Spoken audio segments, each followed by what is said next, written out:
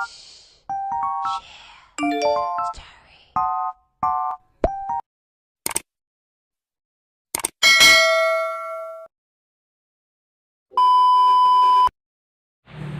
hey guys, good morning. It's Sunday and rest day natin today.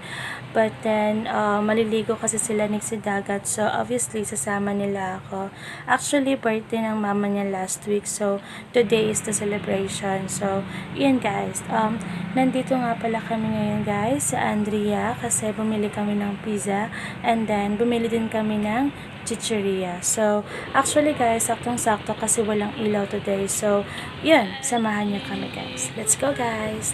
So, yun guys, nakabili na kami. So, diretso na kami sa dagat guys.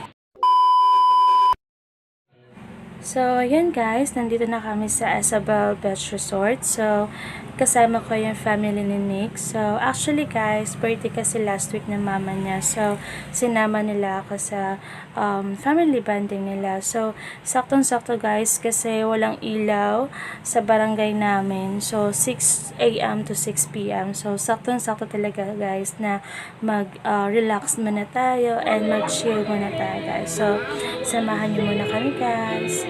Stay tuned guys.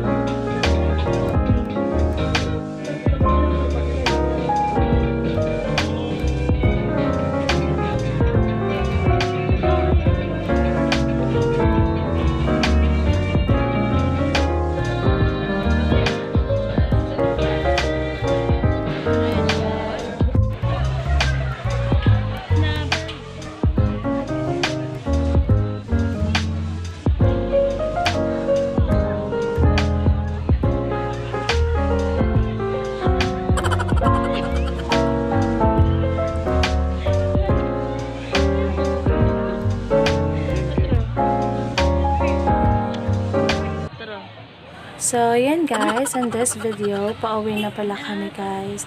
Sobrang nakakatuba lang ng puso kasi, alam mo yon, feel mo talaga na welcome ka sa family nila. So, yan, sobrang thankful talaga and grateful at the same time. So, yan guys, so stay tuned guys. So, yan guys, kakauwi lang namin galing sa resort and then diretso na kami nagluto. Kasi sobrang nagugutom na talaga kami. Charot. Halata naman sa katawan. So, charot lang. So, yan guys, kain na muna tayo guys. Let's go!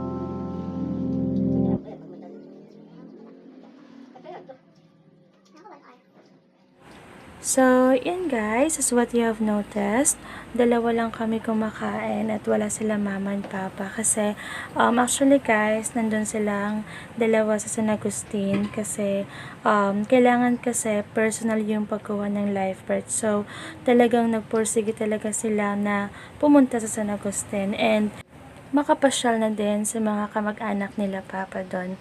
So, yan guys. Stay tuned guys.